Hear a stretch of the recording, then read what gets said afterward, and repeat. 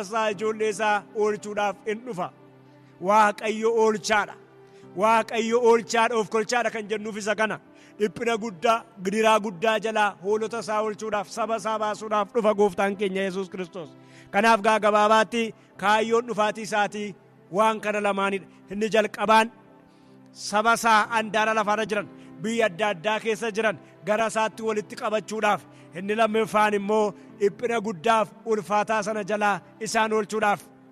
Ulfinni guddaan Waaqayyoodhaaf haa ta'u. Kanaaf egaa gooftaan keenya hin dhufa. Akkuma nuyi dhufa jennee eeggachaa jirru eeyyee hin dhufa. Maaliif immoo dhufa? Toloota walitti sassaabbachuudhaaf dhufa. Qulqulloota gara isaatti walitti qabuudhaaf dhufa. Maaliif immoo dhufa? Dhiphina isa guddaaf ulfaataa jalaa qulqulloota isaa waldaa kiristiyaanaa sassaabbachuudhaaf dhufa. Warra dhimmanii dhufaatii isaa eeggatan Waaqayyoo nu haa taasisu. Warra ulfinicha keessaa qooda qaban hunduma keenya Waaqayyoo nu haa taasisu. Kanaaf egaa gooftaa keenyatti qabanne akka jiraannu, gooftaa keenya duukaa dhimmine akka buunu, gooftaa duukaa buune kana biraa akka hin hafne dhaamsa kooti. Ulfinni guddaan Waaqayyoodhaaf haa ta'u. Egaa kanarraa asumaan nu ga'a. Waaqayyo gooftaan hunduma keessan iddoo jirtanitti isin haa eebbisu. Egaa asumaan waan jechuu barbaadutu kadhadhee walitti hin qabiini. Namoonni yaadaaf gaaffii adda addaa qabdan waan gochuu qabnu koomentii nu gochuu barbaaddan yuutuubii keenya jalatti amma sana deebi'een jedhaa koomentii godhaa, sheer waliif godhaa, sabskiraayib godhaa isiniin jennaa, laayik godhaa isiniin jennaa. Waaqayyoo gooftaan maccaa isin haa eebbisu.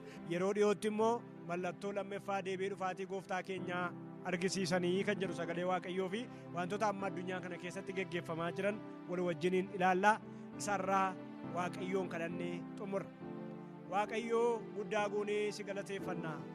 Sagalee jiraataa, sagalee namatti tolu, sagalee abdii nutti toru, sagalee gammachuu keenya ta'e, sagalee abdii keenya isa eebbifamaa ta'e olii nuuf ergitee waan nutti dubbatteef galanni siif haa ta'u. Dhuguma gooftaan keenya ati hin dhufta. Nus immoo si biraa qooda qabna. Qoodati nuu keessa si biraa qabna, ulfina si biraa qabna yaa Waaqayyo. Kanaaf qoodati qulqullootaaf qopheessite warra amma sagalee kee biyya adda addaa keessa iddoo adda addaa keessa ta'anii dhagaa oolan hundumtu isaanii akka isaan qooddataniif ayyaana isaaniif baay'isi. Hamma dhuma barichaatti nu dhaabi. Eeyyee yaa Waaqayyo wallaansoo baricha keessa jiru dubbattee warra amma dhumaatti dhaabbatan garuu hin fayyu jette. Warra amma dhumaatti dhaabatanii fayyan nu taasisi. Warra amma dhumaatti dhaabatanii dhufa kee eeggatan nu taasisi. Goyyomsaaf rakkinni dhiibbaan addunyaa kanarra jiru yaa Waaqayyo gooftaa dubbii keessa jiraataarraa akka nu kaafne hunda keenya nu gargaari. Kana hundumaa waan gootuuf siyaa galatu maqaan kee ulfaatu maqaa gooftaa keenya Yesuus Kiristoosiin ameen. Waaqayyoo isin haa eebbisu.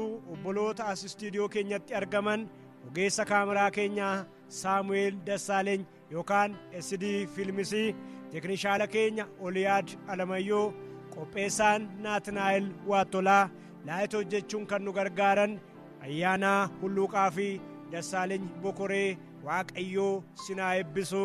Shaaloom.